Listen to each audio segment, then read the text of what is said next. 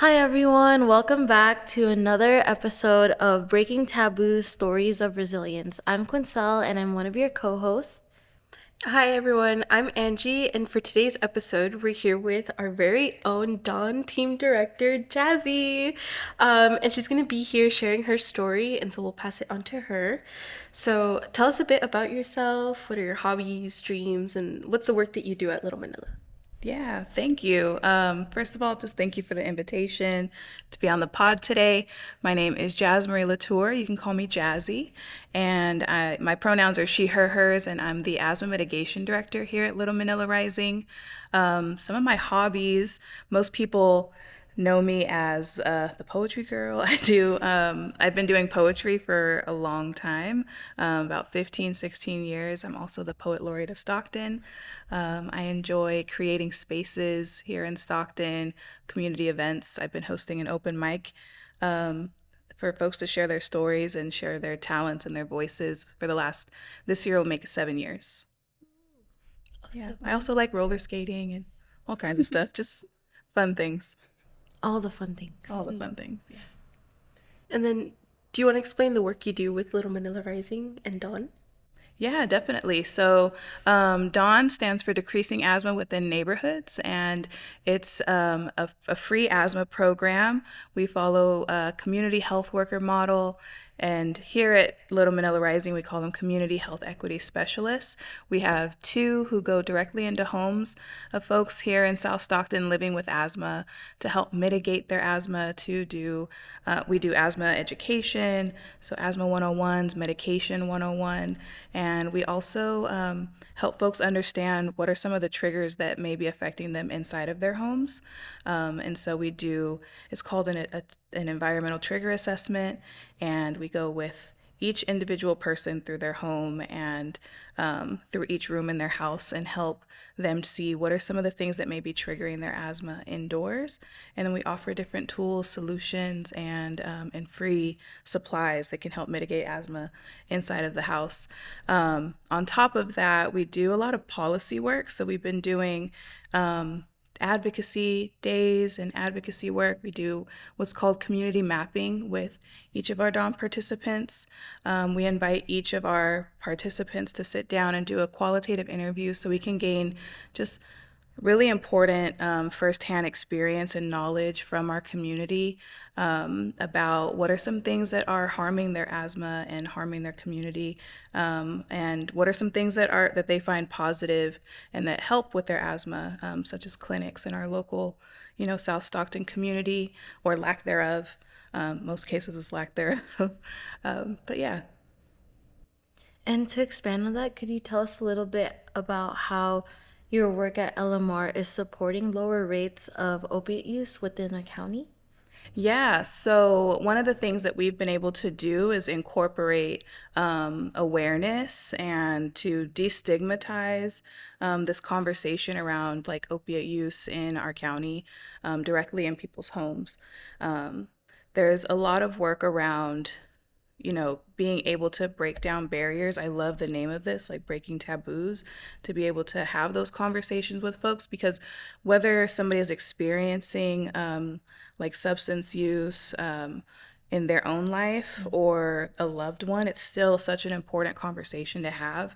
And each person's like experience with that is unique to them, even if they're not experiencing that directly, most folks know of somebody in their lives who, um, is plagued with substance use, and it can be a really isolating and alienating thing to experience.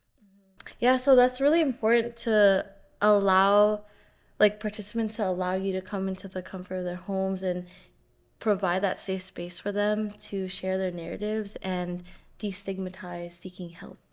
Yeah, definitely. A big part of our home visit, I think, a big part that's really important to us, like on the Dawn team, is really cultivating that trust. For, for a lot of people, it's a really private place, their home, right? I'm not, if a stranger was coming into my house, I would definitely need to feel like I can trust them and all of those things. And so we don't take that at all with a grain of salt. It's really important for us to practice humility in going into people's homes and knowing that these kinds of conversations can be hard conversations. We also have like conversations around mental health and just to see if there's any other avenues for resources and help that we're able to offer folks in our community, whether that be food security or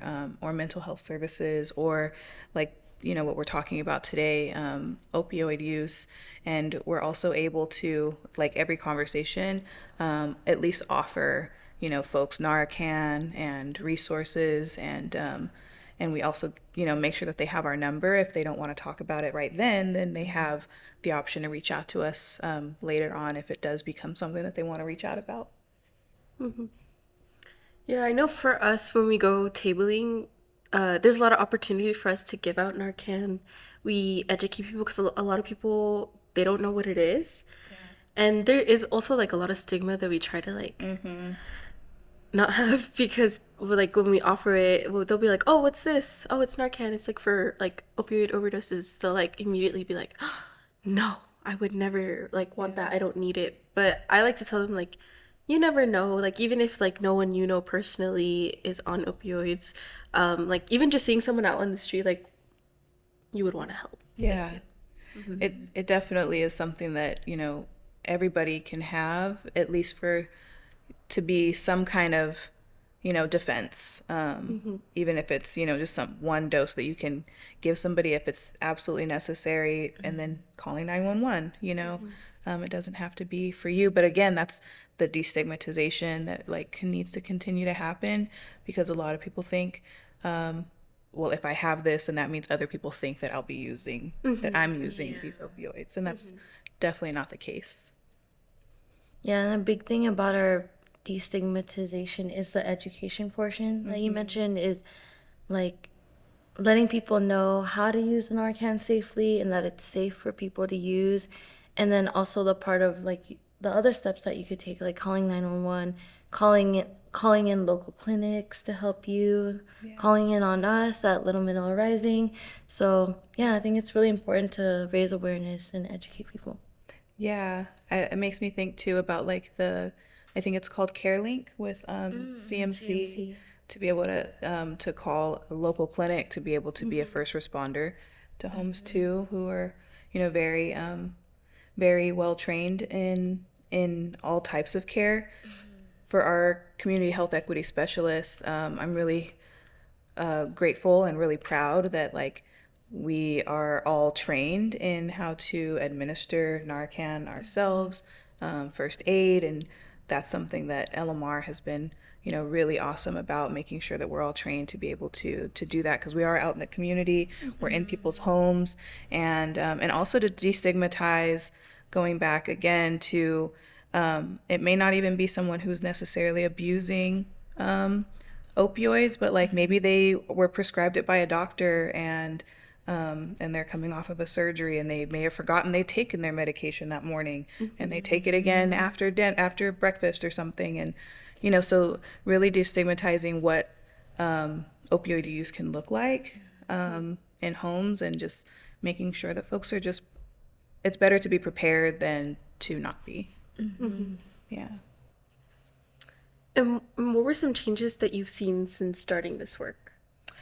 Well, I feel really grateful for this work, and I think we'll probably talk about it a little later, but this is something really close to my heart for a lot of reasons in my own life. But it's just been really cool to see a nonprofit, and there's other nonprofits and other resources in Stockton that are like bringing these conversations to the forefront, has made me feel really excited about being a part of the solution here in Stockton. And it's not something, unfortunately, that is, it's not something that is going away anytime soon. It's really about like how we can make sure folks are educated and making, at least like knowing what the options are when making decisions. And and things like that. And so not like shaming folks for the position that they are in their lives or where they are with, treatment or any of those things. It's really just how can we help you where you are right now. And I think that that's so important because shame doesn't get you anywhere. And so being able to at least open the door for those types of conversations and for support, I think is really cool, that it doesn't have to be such a limited pathway to receiving help. And on that note, would you mind sharing us your story of your journey through recovery and also how you sought for help and help continue to destigmatize seeking help? Yeah, I have been pretty like loud and proud about my story for many reasons. And the first one is to destigmatize, I think, because I got clean. I've been clean since I was 19 years old. I when I was in high school, especially, is when like I started experimenting with substances and that like got out of control in my later teens. When I was going to school at University of the Pacific, I got into trouble there and all kinds of stuff happened. And that was my first like exposure to receiving some kind of help was a youth treatment. Even before I went to UOP, I was in a youth treatment facility that was outpatient. And so I would go 3 times a week to this outpatient treatment in Manteca for kids 17 and under. And I was 17, and it was really, scary at first. It was especially scary, like admitting to myself that there was something, wrong. And I'm really grateful at that time that there was like a lot of support, but I was still in a lot of denial at that time. And so it didn't stick, but what it did do was it planted a seed. And so even that's why I'm so passionate about just even having these kinds of conversations now, because you never know when that seed will be watered or like when somebody will utilize the resource. We might be having a conversation today with someone, and that doesn't come into fruition until 5 years later. In my case, it was 2 years later. I'd gone through that treatment program and started using again shortly after that. After completing that program, just thinking, I made the mistake of thinking that I was better now and I can make better decisions now. And that just wasn't really the case. And so going on to UOP, and I started, like I said, I got into some trouble there, and went through like therapy and drug counseling. And I'm grateful that they had some resources at the time. I'm not sure what it looks like now or today.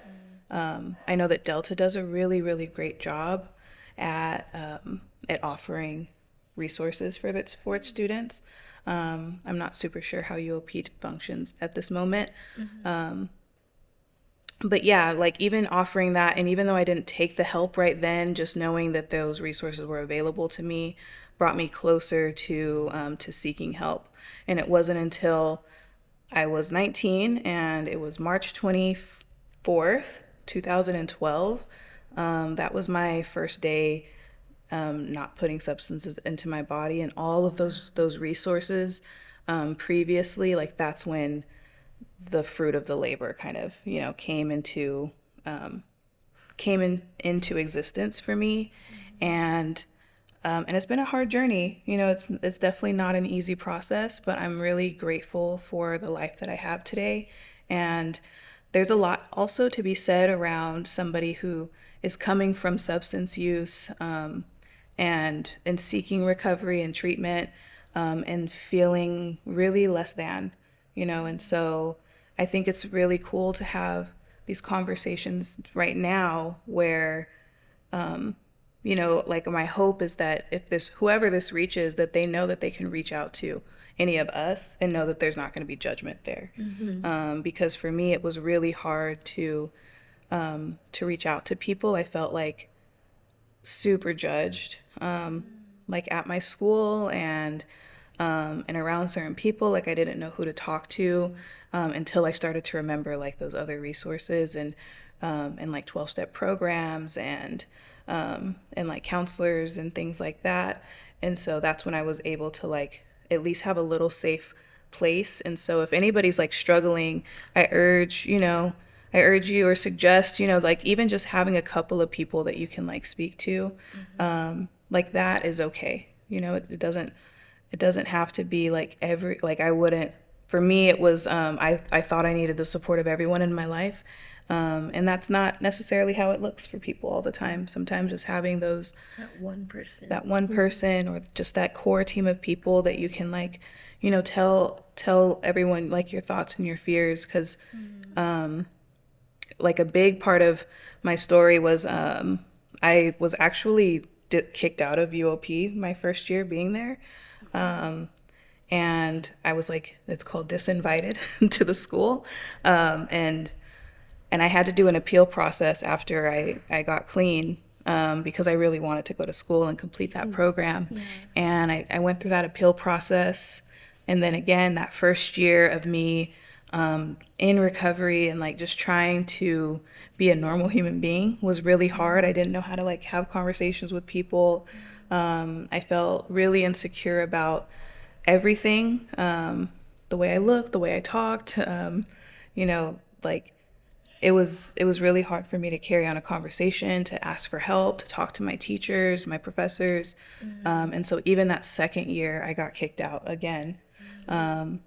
And I'm really grateful for this like spirit of perseverance, and and being able to like reach out for help. And so I went through an appeal process again. I switched my major, and then I was able to work my butt off. I did like 18 units for the next 2 years, so four semesters, and like summer school at Delta and all of this stuff to be able to graduate with my class.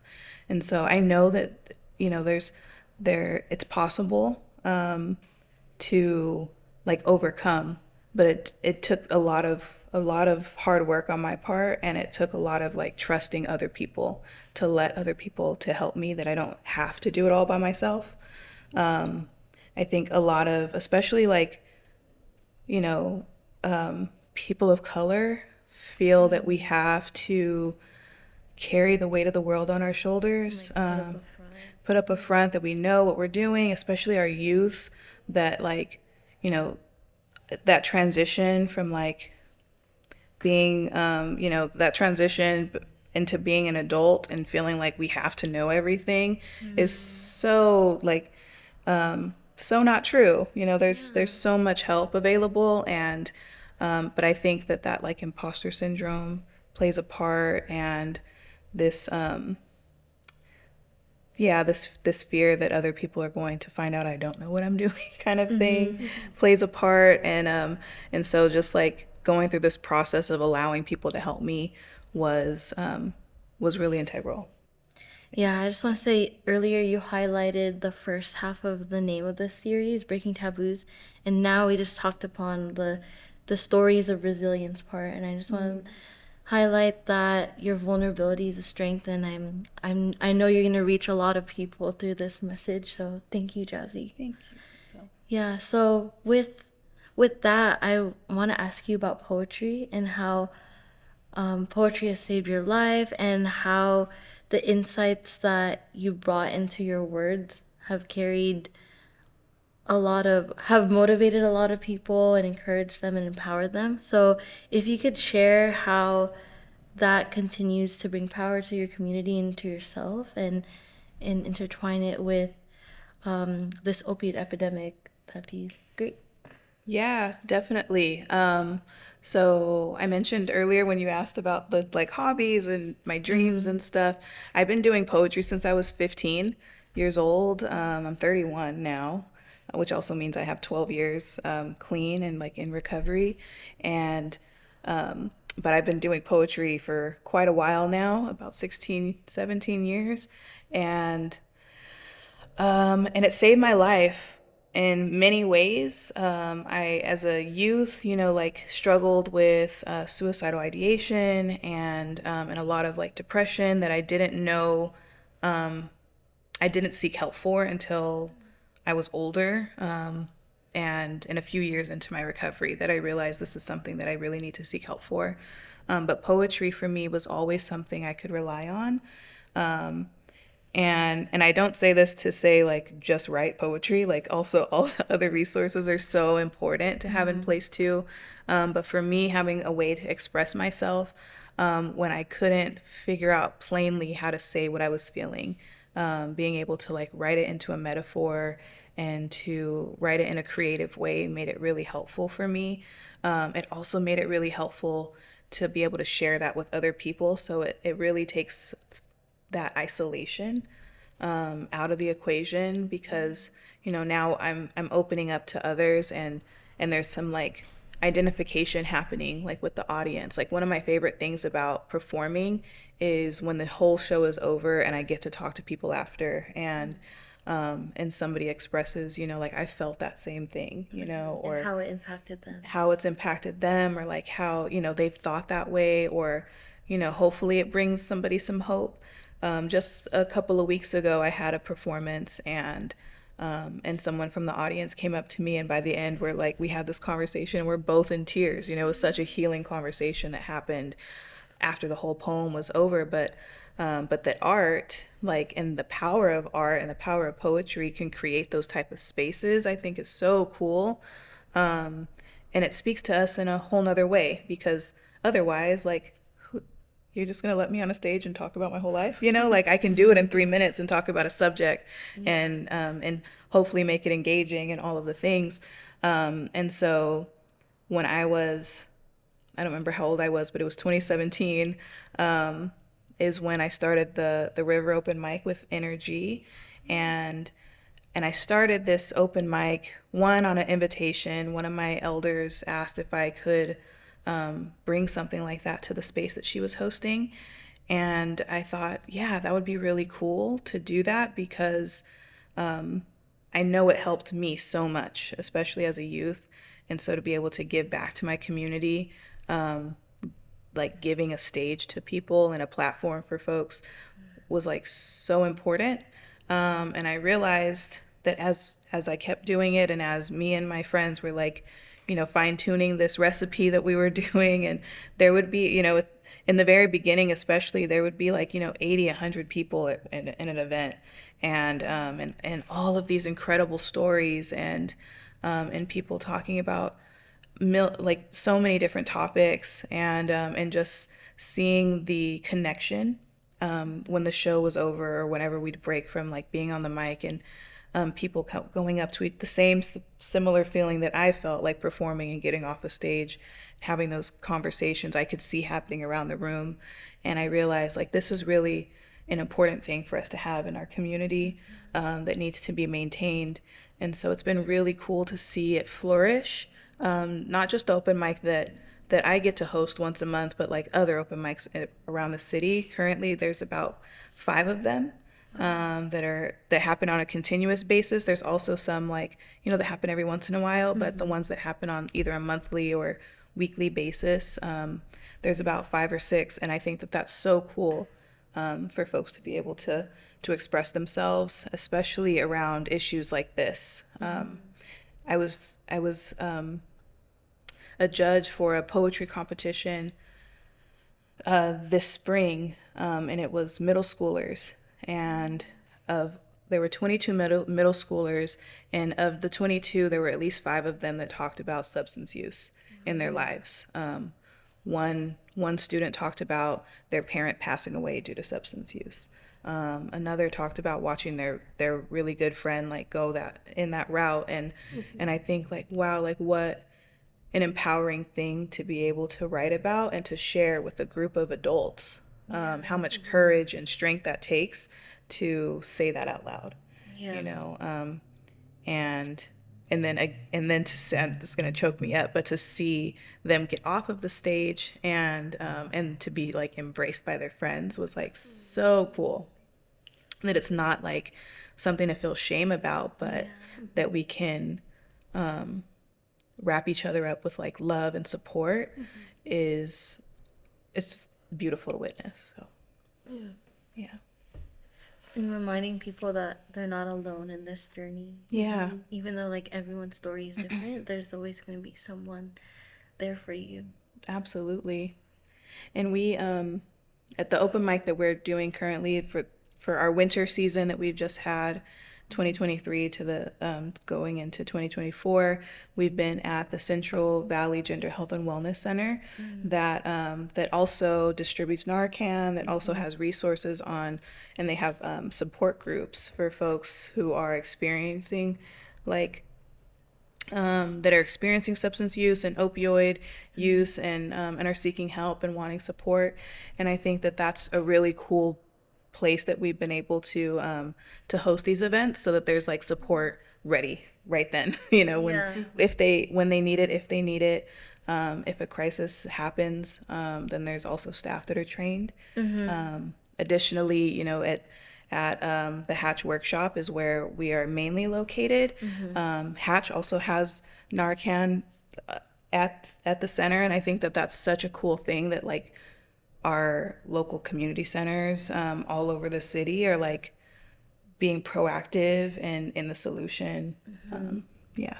Yeah, because I was going to ask a follow-up question of like, once someone shares their narrative, like what are the next actionable steps that people can take after one shares their story? Like, are there support groups people can go to? Or like you said, like the Narcan that Little Manila Rising distributes and Hatch and like Central Valley Gender for Wellness, like are there places people can go to? Yeah, I mean, yeah, there's quite a few different avenues for help. There's you know, specific groups for certain you know, substances. There's also certain faith-based like support. If folks want to go like the medical route and like assisted treatment, like that's also an option for folks too. Going through like insurance. Obviously, I think therapy is really important, and so there's hotlines as well. There's meetings with like support groups of others who are also you know, surviving addiction and substance use and in recovery. And so if I'm ever a part of the conversation, you know, I make sure I give any and all resources I can. And it's not about like any kind of hierarchy. I don't think any of them are better or worse than any other. It's really about what's best for that person. And yeah, like what resonates with them. Yeah. And do you think like your work is helping you heal your younger self? In a lot of ways, absolutely. My work at Little Manila absolutely helps heal my younger self. In a lot of ways. And I'm gonna try, I guess, not to get choked up on this again too, but to like, you know, I think in so many ways the work here at Little Manila, we are like actively like decolonizing a lot of workplace practices. And for me it's been super healing. It's been like an adjustment, honestly. Coming being a part of Little Manila Rising, and like acknowledging mental health days and acknowledging like you just need time, and sometimes like you know, it's okay to take some time off or to take part of the day or anything, and really like as a staff member to be valued for my thoughts and opinions, and it's not just, you know, a top-down approach. I think it's really been super healing. And then my work in the community, especially like I said, being able to offer these platforms for folks to use their voice has been so healing for me, because I was found. I say found because I first started performing poetry when I was 15, 16 because I was grounded. I was literally like, I was the kid who was always grounded, and my dad's a musician, and so I wasn't able to be at home by myself. And so he had a gig at UOP actually, and I went with him to that gig, and he introduced me to a woman named Mama T and Tama Brisbane, and she said, "Okay, well, I heard you write poetry. I'm going to give you some space to get on stage today." And I had never been on a stage sharing poetry before. I didn't even know my dad knew I was writing poetry. I went to the bathroom and hyperventilated a little bit and then got on stage, and I've been in love with this ever since. And so my hope is that, something like what we're doing can help somebody, like even if it's not like directly, maybe it's indirectly, maybe somebody who comes to our open mic, invites their friend who never thought that this would be something that they would want to do. And then, they get into it. That's the beautiful thing is I can't control what it reaches and who it reaches. I can just do my best to try to spread a healing message. And for me, it's been really healing to my younger self for that. That's beautiful. Yeah, you're like fostering that collective care in your work and also adding community. And yeah, that's awesome. And to go back, to go back to like the you seeking for help and treatment and the rehab journey, were there any or barriers, challenges, and also successes within seeking help? And I remember you mentioned like one method does not fit for like every person, and like that trial and error aspect of it. Like what worked, what didn't? So for me, that, like, I don't want to say it didn't work, but I know I didn't stay clean going just through treatment. For That's how I was introduced, I think, to like 12-step programs, and for me, that's been something that's been really helpful. What Even is the 12-step program? 12-step programs are things like Alcoholics Anonymous, Narcotics Anonymous, um, and there's others. There's a whole bunch of them, actually, that are, it's 12 steps that are, it's spiritual in nature, but it's not any specific like faith based program. It's whatever kind of, spirituality you want to explore.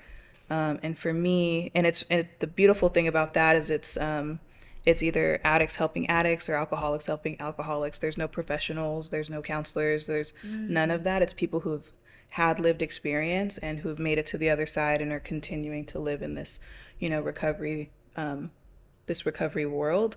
And that's what sets those 12 steps apart. And they could better empathize with people going through it too. Yeah, because I think while it's also helpful, like when I was in treatment, I got to see how certain substances affect your brain, how it affects like, your heart rate. And there was on staff, we had a doctor, a therapist, and then a specific drug counselor. So it's like a holistic approach. It was like, you're able to, and I would meet with each of those people separately, and then we'd meet together with the whole group of folks who were in the program at the time, in a setting with the parents, and then again we'd meet again just like the other youth. And so it was a lot of like different angles, and I learned different things. I actually wrote a poem for my graduation. I don't have it. I gifted it to them, to the treatment center, but I did write a poem for my little graduation at that time. But for me, it didn't speak to me as much as having somebody who's gone through what I've been through, and showing me a way out. That was really, really helpful, coupled with, like therapy and like more of a medical, approach, as opposed to just those on their own. Yeah, and just want to uplift that like healing isn't linear, and that like you can go through ups and downs, but you had people with you. So for anyone listening, there is someone out there for you. Yeah. And it doesn't have to look like my journey by any means. Everyone's healing journey is their own, and you can, take bits and pieces from everything you've heard today, and maybe it'll work, but hopefully it's worth exploring, that will lead you in the right path. Yeah. Are there any dreams that you're currently pursuing that you lost in your addiction? I feel like addiction is something that strips you of so many things. And since I've been clean, like I mentioned, it's been 12 years I've been in recovery. I've been able to achieve a lot of those dreams, a lot of those goals. And really for me now, it's having the ability and the, space to dream more, to dream bigger. When I was a kid, I kind of was told by like teachers and stuff that my dreams were too big, that they weren't realistic, and now I just allow myself to have big dreams. I'm gonna win a Grammy one day, I think, for poetry like Maya Angelou did. That's a dream of mine. It's a silly one, but we'll see. You Putting heard it out there. Yeah, you heard it here first. That's true. But also, it's really, I think, for me, having just the space to be able to dream and knowing, like, I know now that like life is worth living. I dream about having a family one day, and I don't have as much fear about what that's gonna look like. Of course, it's a scary thing, but like I know that I'm a healthy person to make that come into fruition. Yeah, so releasing your fears and dreaming big. Yeah, It's really important. yeah. Taking cool risks, fun risks, safe risks. Yes. Yeah. So, as we wrap up, our call to action for today is promoting resources. So, continually spreading word about local resources, hotlines, and treatment options, as Jazzy have mentioned. And your advocacy can connect someone in need with the support that they require. So, before we end off, I'll hand it back to Angie. Yeah, thank you so much for joining us. I know some of the resources you mentioned were Hatch Workshop in Stockton. Oh my God, I'm blanking out already, but you mentioned a couple other ones. The Central Valley Gender Health and Wellness Center is another. The San Joaquin County Pride Center. There's Energy. We host monthly open mics every last Wednesday. If And you can find out about those at the Hatch Workshop, where we have a studio. It's at 7 o'clock, and you'll find me there every month. Yeah. And to finish off, we'll listen to one of your Grammy-worthy poems. I don't know about that part, but yes. This is called Dark Mermaids. Dark mermaids are rare. We hide in plain sight. You never have guessed that before today we were swimming below the tide, playing with thingamabobs aplenty. And you never have guessed the cost of these legs that we walk on. If I told you that I've seen coral, sharks, dark eyes, and jellyfish, would you think it would make me an explorer? When I say the word addict, do you hear survivor or shipwreck? The fun of a fin wears out when you find out that all there is in the ocean is more water. Depths that don't stop and pressure that gets louder. Light disappears, and around each corner is another crustacean masked as a friend. So how dare I make it to shore and then not show someone the way I got there? The roadmap. Everyone deserves to know what it feels like to step on dry land after you've been drowning. Who am I to hold this secret, to hide it, hoping that no one can smell the salt water on my breath? At 19, I was given these legs, shedding scales with each step. It was a shaky process, not yet comfortable in this skin. Not yet comfortable in this skin, I tripped a lot attempting to dance. I learned to take it slow, to surround myself with those who have made it to the sand and found a way to run. They tell me recovery doesn't happen overnight, so keep going one day at a time. I remember the first time trying to masquerade as human. I felt like everyone can see the glisten of sea salt on my skin. Stigma doesn't always come from others. It's most often a mark we place on ourselves, so give yourself a break. It's okay to want more, to be where the people are. In the spirit of love, come as you are. You deserve to stroll along, what's that word again? The street. And even if the depths of the sea storms start to call your name again, you don't have to settle for what you knew before, even if it feels the most natural. There's a new world, after all, that's waiting to be explored, and these legs will one day feel like home. And take it from me, you can and you deserve to be a part of our world, if you desire to be. Amazing. Thank you. Thank you.